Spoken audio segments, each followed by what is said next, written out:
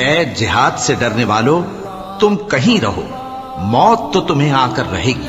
مومنو، جہاد کے لیے ہتھیار لے لیا کرو، پھر یا تو جماعت جماعت ہو کر نکلا کرو یا سب اکٹھے کوچ کیا کرو۔ اور تم میں کوئی ایسا بھی ہے کہ خواہ مخواہ دیر لگاتا ہے اور پیچھے رہ جاتا ہے، پھر اگر تم پر کوئی مصیبت پڑ جائے تو کہتا ہے کہ اللہ نے مجھ پر بڑی مہربانی کی کہ میں ان میں موجود نہ تھا۔ اور اگر اللہ تم پر فضل کرے تو اس طرح سے کہ گویا تم میں اس میں دوستی تھی ہی نہیں، افسوس کرتا اور کہتا ہے کہ کاش میں بھی ان کے ساتھ ہوتا تو مقصد عظیم حاصل ہوتا۔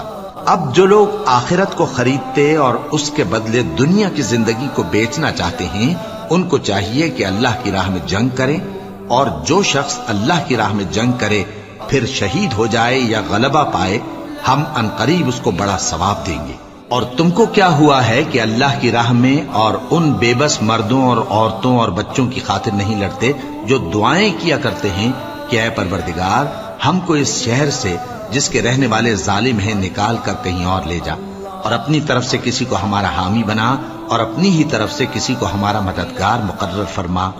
جو مومن ہیں وہ تو اللہ کی راہ میں لڑتے ہیں، اور جو کافر ہیں وہ شیطان کی راہ میں لڑتے ہیں، سو تم شیطان کے مددگاروں سے لڑو اور ڈرو مت، کیونکہ شیطان کا داؤ کمزور ہوتا ہے۔ بھلا تم نے ان لوگوں کو نہیں دیکھا جن کو پہلے یہ حکم دیا گیا تھا کہ اپنے ہاتھوں کو جنگ سے روکے رہو اور نماز پڑھتے اور زکوٰۃ دیتے رہو؟ پھر جب ان پر جہاد فرض کر دیا گیا تو بعض لوگ ان میں سے لوگوں سے یوں ڈرنے لگے جیسے اللہ سے ڈرا کرتے ہیں، بلکہ اس سے بھی زیادہ، اور کہنے لگے کہ اے اللہ، تو نے ہم پر جہاد جلد کیوں فرض کر دیا؟ تھوڑی مدت اور ہمیں کیوں مہلت نہ دی؟ اے پیغمبر، ان سے کہہ دو کہ دنیا کا فائدہ بہت تھوڑا ہے، اور بہت اچھی چیز تو پرہیزگار کے لیے نجات آخرت ہے، اور تم پر دھاگے برابر بھی ظلم نہیں کیا جائے گا۔ اے جہاد سے ڈرنے والو، تم کہیں رہو، موت تو تمہیں آ کر رہے گی، خواہ مضبوط قلعوں میں رہو۔